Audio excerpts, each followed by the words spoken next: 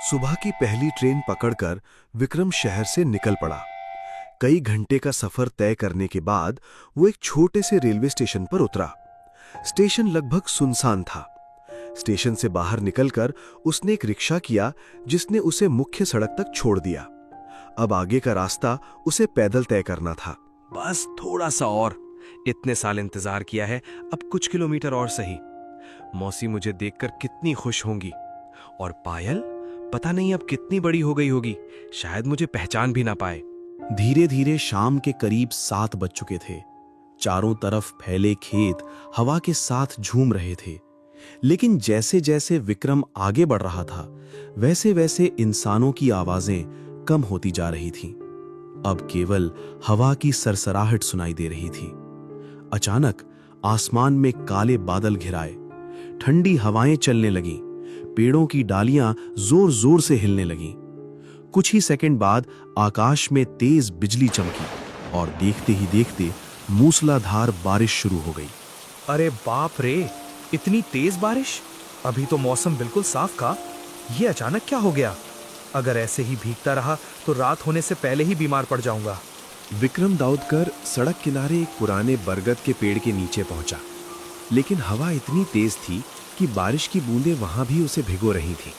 उसने अपना bag sir पर रखा और इधर-उधर देखने लगा। तभी उसे कुछ दूरी पर एक पुराना जर्जर बस स्टॉप दिखाई दिया। वो तुरंत उसकी तरफ भागा। बारिश अब और भी तेज हो चुकी थी। बिजली की हर चमक पूरे इलाके को कुछ सेकंड के लिए रोशन कर देती और अगले ही पल चारों तरफ फिर घना अंधेरा छा जाता। लगता है आज किस्मत मेरा इम्तिहान लेने पर उतर आई है। मासी, बस थोड़ा इंतजार करना, मैं जरूर आऊंगा। इतने में उसे ऐसा लगा जैसे सड़क के दूसरी तरफ सफेद कपड़ों में कोई इंसान खड़ा उसे लगातार देख रहा हो। विक्रम ने आंखें मिचमिचाकर ध्यान से देखने की कोशिश की। कौन है वहां? अगर कोई है तो सामने आइए। कोई जवाब नहीं आया। उसी समय बिजली फिर चमकी, लेकिन इस बार वो साया गायब हो चुका था। शायद मेरा भ्रम होगा। सुबह से अकेला चल रहा हूं, इसीलिए दिमाग भी अजीब अजीब बातें सोच रहा है। करीब 15 मिनट बाद बारिश धीरे धीरे कम होने लगी। हवा अब भी चल रही थी।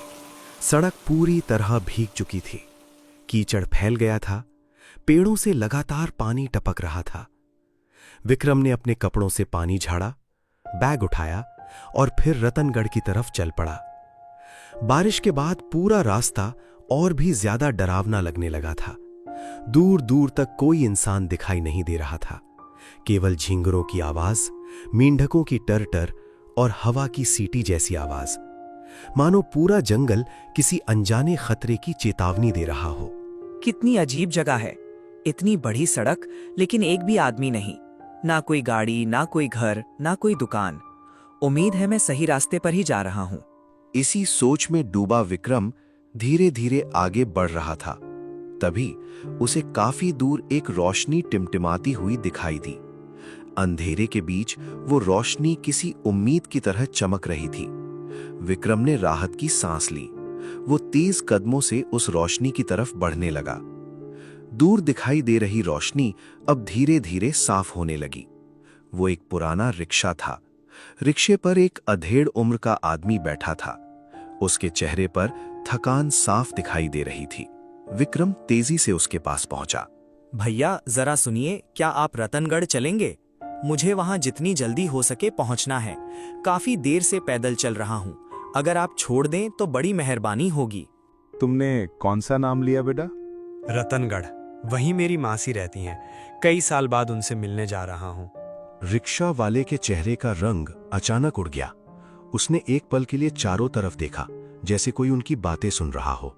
बेटा, इतनी रात में उस गांव का नाम भी मत लिया करो। क्यों? ऐसा क्या है वहां? तुम पहली बार जा रहे हो क्या? नहीं, बचपन में गया था, लेकिन बहुत साल हो गए। अब रास्ता भी ठीक से याद नहीं। तभी इसीलिए तुम्हें कुछ पता नहीं। मतलब पिछले कई सालों से सूरज ढलने के बाद रातनगढ़ जाने वाला हर आदमी वापस नहीं लौटता।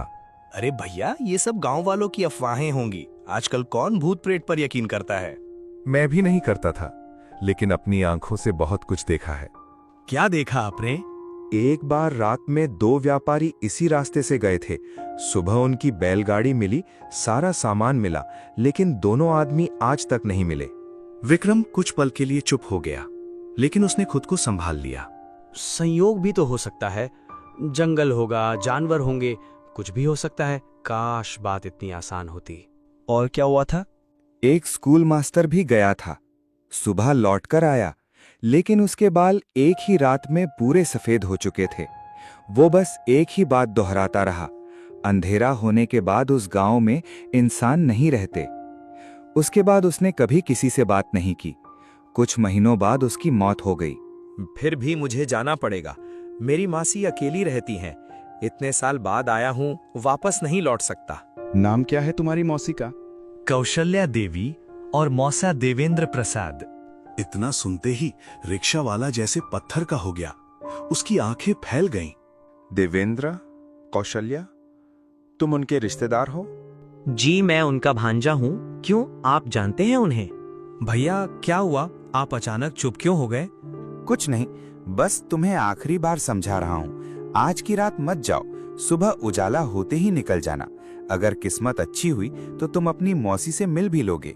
और अगर अभी चला गया तो शायद तुम्हें कोई पहचानने वाला भी नहीं बचेगा। मुझे माफ कीजिए भैया, लेकिन मैं वापस नहीं जा सकता। मुझे हर हाल में आज ही पहुंचना है। हिम्मत तो बहुत है तुम में। भगवान करे कल सुबह भी यही हिम्मत बची रहे। रिक्शा वाला धीरे धीरे अपना रिक्शा मोड़कर दूसरी दिशा में चला गया। विक्रम कुछ देर तक उसे जाता हुआ देखता रहा। बारिश के बाद सड़क पर फिर सन्नाटा छा गया। अब केवल हवा की आवाज सुनाई दे रही थी। विक्रम ने अपना बैग उठाया और अकेला रतनगढ़ की ओर बढ़ गया। कुछ मिनट चलने के बाद उसे दूर अंधेरे में एक टिमटिमाती हुई पीली रोशनी दिखाई दी। वो एक छोटी सी चाय की दुकान थी, जहां उसका इंतजार कोई और कर रहा था। जैसे जैसे विक्रम उस रोशनी के करीब पहुंचा, उसे एक छोटी सी पुरानी चाय की दुकान दिखाई दी। लकड़ी की टूटी हुई मेज, मिट्टी का चूल्हा और उसके पास बैठा लगभग 70 साल का एक बूढ़ा आदमी, जो बिना ऊपर देखे चुपचाप चाय बना रहा था।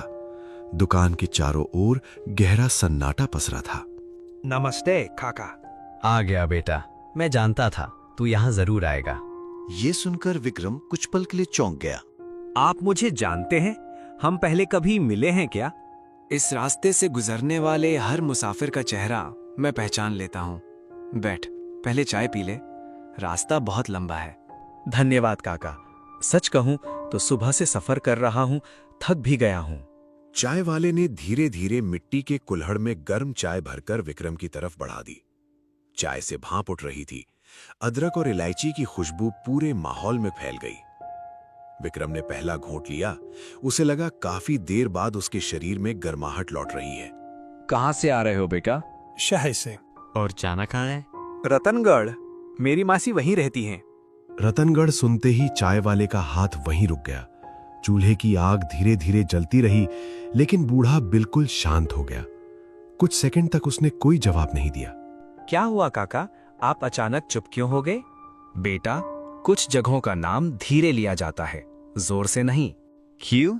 क्योंकि कभी कभी अंधेरा भी सुन लेता है। ये सुनकर विक्रम हल्का सा मुस्कुराया। लगता है आप भी उसी रिक्शा वाले की तरह डरावनी बातें करेंगे। उसने भी रोका था। और तुम नहीं माना, है ना? जी, उसने भी कहा रात में वहां मत जागा। मासी से मिलने की जिद है। इतने साल बाद आया हूं, अब वापस नहीं लौट सकता। रिश्ते निभाना अच्छी बात है, लेकिन हर रिश्ता समय के साथ वैसा नहीं रहता जैसा हम छोड़कर जाते हैं। क्या मतलब काका? अगर जिसे तू ढूंढ रहा है वो वैसा ना निकले जैसा तू सोच रहा है, तब? काका, आप साफ साफ क्यों नहीं बताते? क्योंकि कुछ बातें अपने मुंह से कह देने पर सच हो जाती हैं। क्या आप रतनगढ़ गए हैं? बहुत बार, लेकिन अब वर्षों से सूरज ढलने के बाद उस रास्ते की तरफ देखता तक नहीं। इतना कहकर चाय वाला उठा। उसने कांपते हाथ से दूर अंधेरे की तरफ इशारा किया।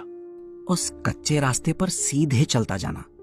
बीच में एक पुराना पीपल आएगा, उसके बाद टूटा हुआ कुआं, फिर रतनगढ़। लेकिन एक बात गांठ बांध ले, अगर रास्ते में कोई तेरा नाम लेकर बुलाए तो पहली आवाज पर कभी पीछे मत मुड़ना। लेकिन नाम लेकर कौन बुलाएगा, यही तो कोई नहीं जानता। विक्रम कुछ पल तक बूढ़े की आंखों में देखता रहा। उन आंखों में डर भी था, दया भी, और जैसे कोई ऐसा राज जो वो बताना चाहता था लेकिन बता नहीं सकता था। विक्रम ने बैग उठाया, एक गहरी सांस ली और अंधेरे रास्ते की तरफ चल पड़ा। उसे बिल्कुल भी अंदाजा नहीं था कि कुछ ही देर बाद वो ऐसे इंसान से मिलने वाला है जिसे वो वर्षों से देखने की आस लगाए बैठा था। ये रास्ता, मुझे कुछ कुछ याद आ रहा है। बचपन में मैं यहीं से भागते हुए खेतों में चला जाता था। मौसा जी मुझे पकड़ने के लिए पीछे दौड़ते थे और मासी दूर से आवाज लगाती थी, विक्रम गिर जाएगा बेटा। कितने अच्छे दिन थे वो। अचानक हवा का एक तेज झोंका आया, पेड़ों के सूखे पत्ते उड़ने लगे। उसी समय पीछे से किसी ने बहुत धीमी आवाज में पुकारा, विक्रम। विक्रम एकदम रुक गया। उसे अचानक चाय वाले की बात याद आई, अगर कोई तेरा नाम लेकर बुलाए, पहली आवाज पर पीछे मत मुड़ना। उसका दिल जोर जोर से धड़कने लगा। नहीं, ये मेरा भ्रम है, मुझे पीछे नहीं देखना चाहिए। वो दोबारा चलने लगा, लेकिन इस बार आवाज पहले से ज्यादा साफ आई, विक्रम रुक बेटा। अब आवाज बिल्कुल जानी पहचानी लग रही थी। वो आवाज उसे बचपन की याद दिला रही थी। विक्रम खुद को रोक नहीं पाया, पीछे मुड़कर देखा। सामने सफेद धोती कुर्ता पहने, हाथ में पुरानी लालटेन लिए एक आदमी खड़ा था। चेहरे पर हल्की मुस्कान, लेकिन आंखों में अजीब सी चमक। अरे विक्रम, क्या सच में तू ही है? मौसा जी, आप? विक्रम खुशी से दौड़कर उनके पास पहुंच गया। उसने झुककर उनके पैर छुए।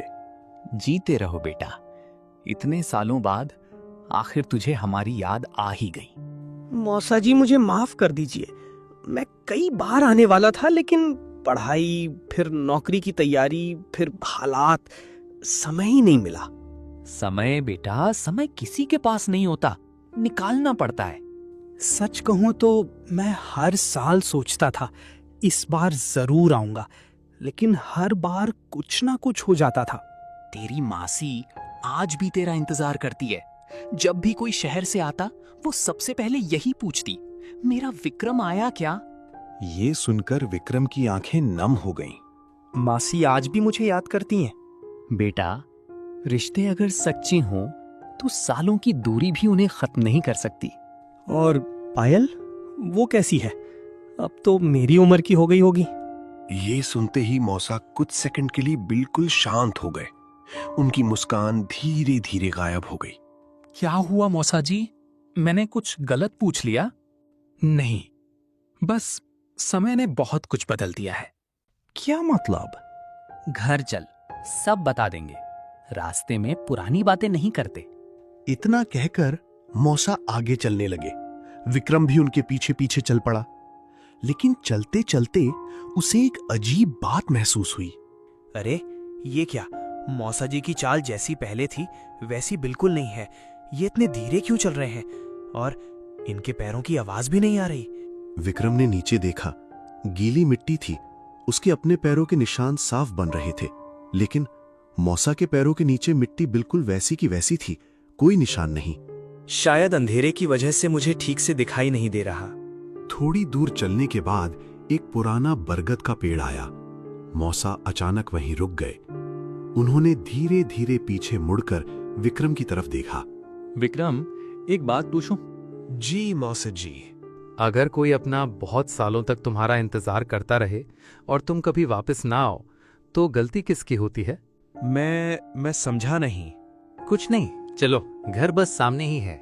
विक्रम ने एक बार फिर मौसा के चेहरे की तरफ देखा। उनकी मुस्कान वापस आ चुकी थी, लेकिन अब वो मुस्कान पहले जैसी अपनापन भरी नहीं लग रही थी। उसमें कुछ ऐसा था जिसे देखकर विक्रम के दिल में पहली बार हल्का सा डर पैदा हुआ।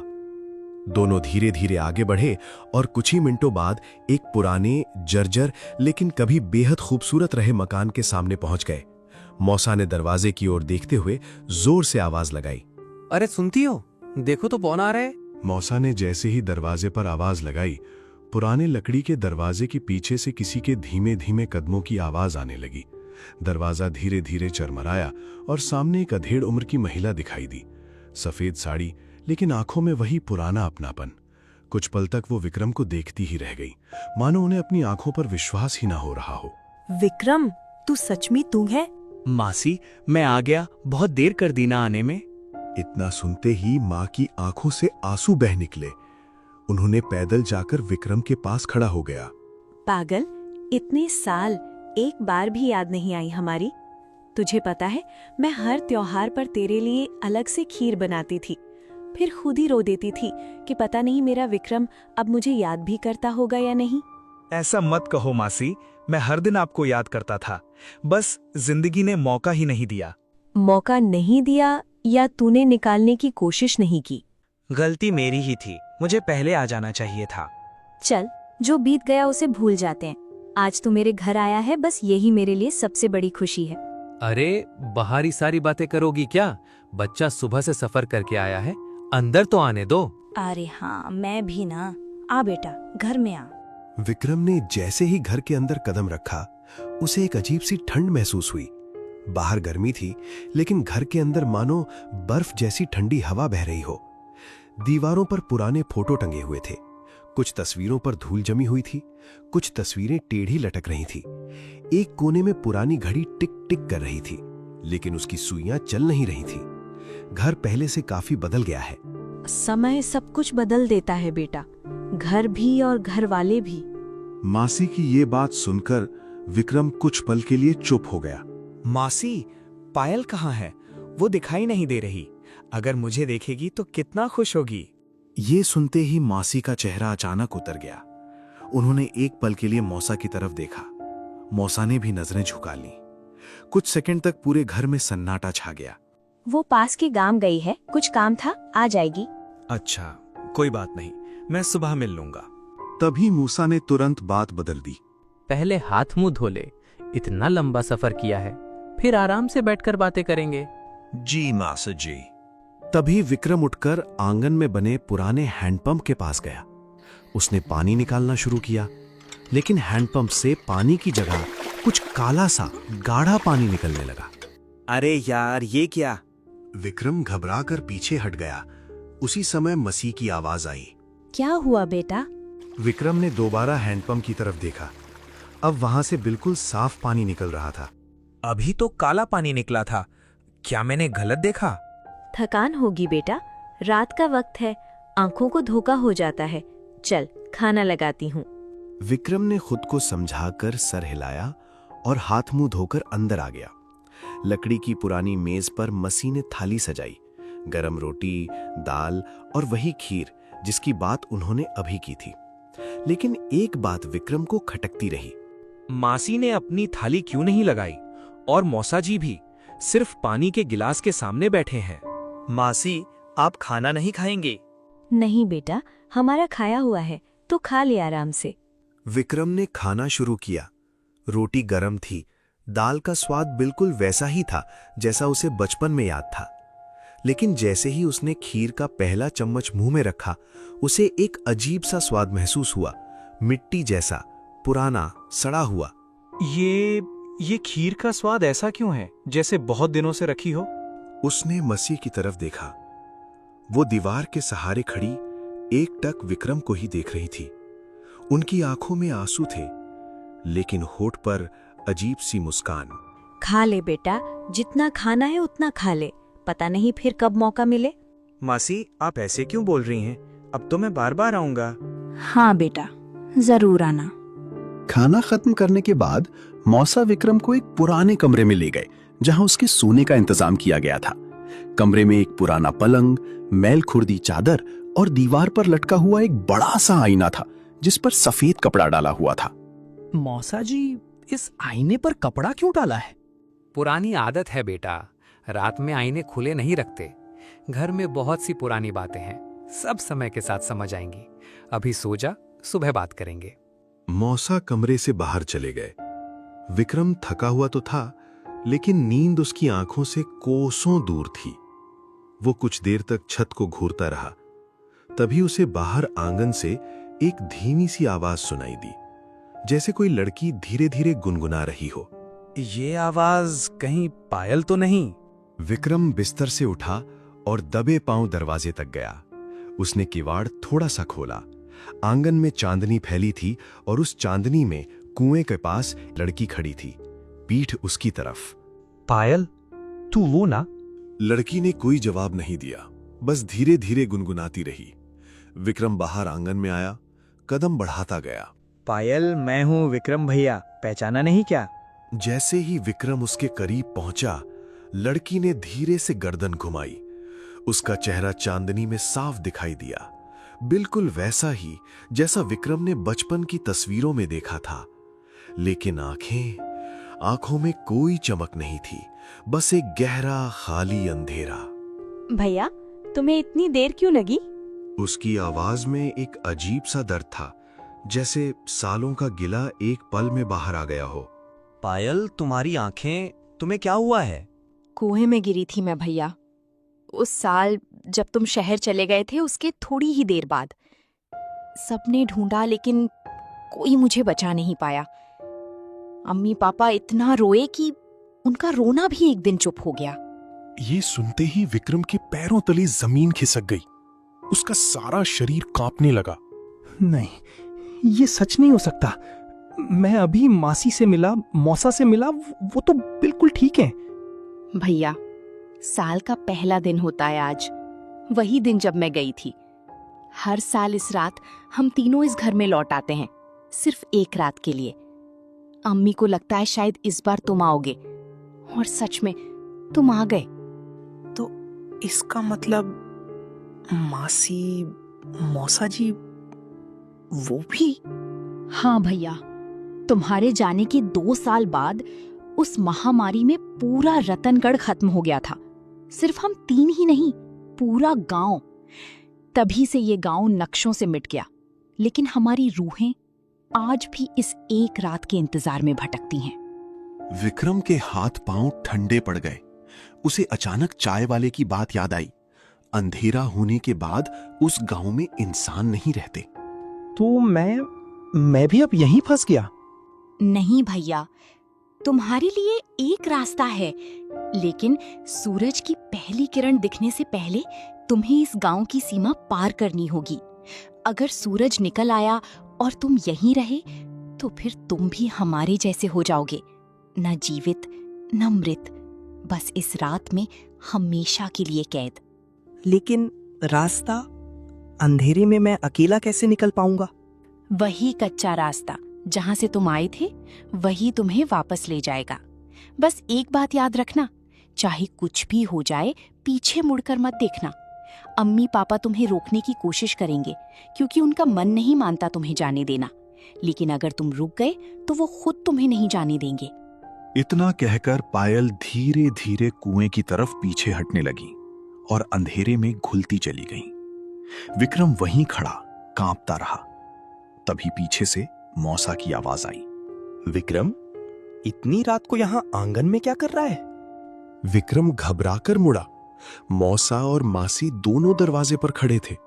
उनके चेहरों पर अब वो पहले वाली मुस्कान नहीं थी, एक खाली उदास नजर थी। बेटा, सब कुछ सुन लिया ना तूने? मासी, ये सब सच है क्या? आप लोग? हाँ बेटा, हम बहुत साल पहले इस दुनिया से जा चुके, लेकिन तेरे बिना जाने का दुख मौत से भी बड़ा था। इसीलिए हर साल इस रात हमें वापस आने की इजाजत मिलती है, सिर्फ उम्मीद में कि शायद इस बार तू आ जाए। और आज तू सच में आ गया। हमारी सबसे बड़ी ख्वाहिश पूरी हो गई।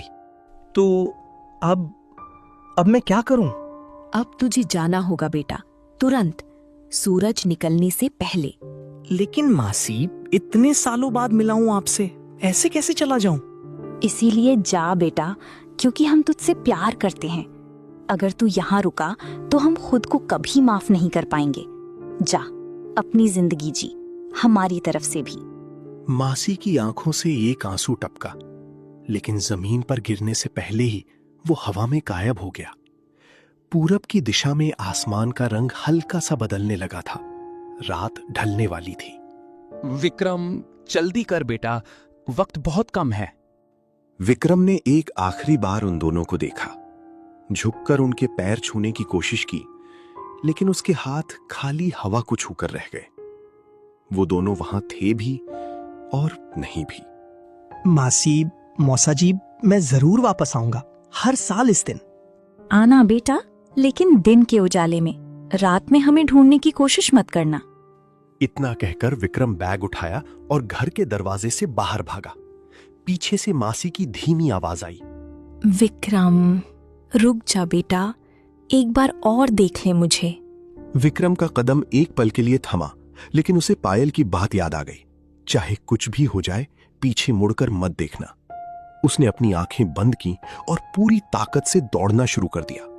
अंधेरा रास्ता, गीली मिट्टी, पैरों में कांटों की चुभन, किसी चीज की परवाह किए बिना विक्रम भागता रहा।